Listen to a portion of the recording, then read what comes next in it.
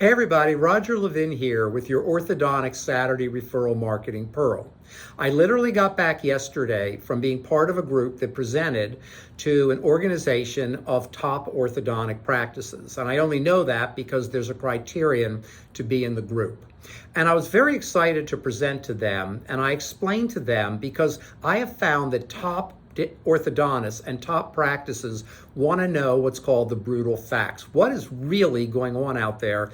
And something called productive paranoia from Jim Collins' book, Great by Choice. They're doing great, but they are always looking over their shoulder to see what's coming at them. And I explained to them that orthodontics is about to change. What are some of the changes? Number one, aligners are growing every single year. Number two, direct-to-consumer orthodontics is growing every single year. Number three, some states like California and New York are losing population, which means fewer kids. Number four is to realize that general dentists, although they are still excellent referral sources, do not discount them, are doing more aligners. However, keep in mind that at least half of them don't do any at all and can be great referral sources.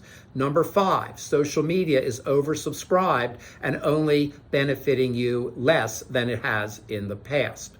We also talked about the reality that teledentistry, which was really big during the height of the pandemic, has slowed down, which is causing practices to be busier internally rather than not as busy, spending more time on referral marketing.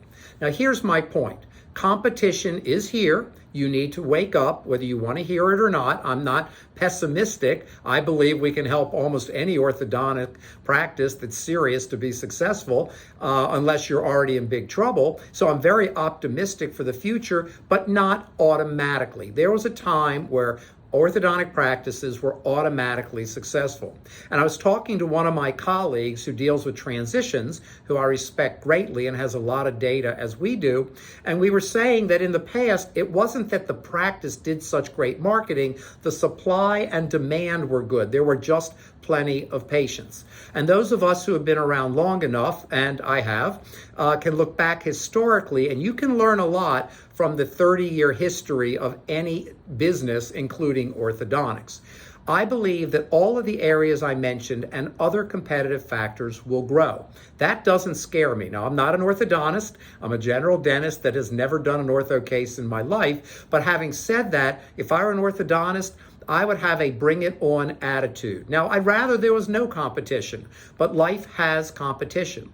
And I would have a bring it on attitude because whatever it takes, I'm going to be ready. I know I'll have to do more in referral marketing. I know I'll have to address all 5 of the focus areas now, not when I slow down, not when I have a problem, not when I don't have enough referrals, but now. Because I think over time, one of the productive paranoia things that scares me for you is the gap between your fees and the direct-to-consumer fees are going to be large enough.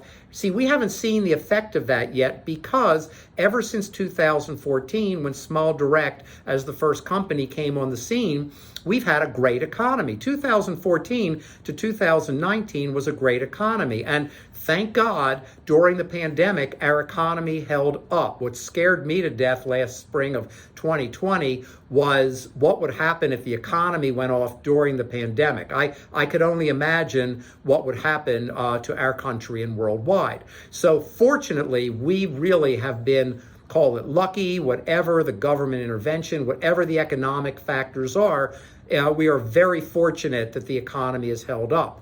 But, and I'm not being pessimistic, it's factual, we will eventually have a slowdown. We will eventually have a recession. And by the way, recessions come with both political parties, so I have no blame of anybody. It's not a political statement, it's a business statement. But when that recession comes, the gap between your fees and the direct-to-consumer prices is going to be great enough. We're going to lose more people out of ortho practices that go with direct-to-consumer. Right now, we think it's about 50% direct-to-consumer are new patients, we call that additive. They would have never gone to the orthodontist. And 50% are cannibalization. They're coming out of ortho practices. And we'll hit over 1 million cases this year that are direct to consumer in a market that's not growing because the US population is not growing, or growing very slowly, or growing with, not necessarily growing with children.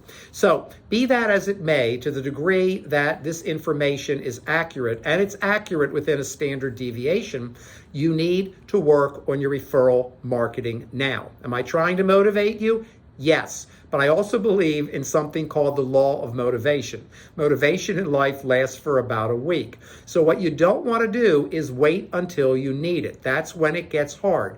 The more momentum you have, the more marketing works for you. We have one client in orthodontics that I talked to about a month ago. He's got a really, really great practice, definitely in the top 15 or 17 percentiles, but he's growing a lot because he was doing well, and now he's added a full-blown marketing program, and the acceleration has been much faster than we even anticipated, and you can do the same thing. So, productive paranoia, it's good to be paranoid. Andy Grove, the brilliant CEO of Intel at the end of the last century, one of the best CEOs ever, wrote a book called Only the Paranoid Survive. And you don't need to read the book, you just need to memorize and think about the title.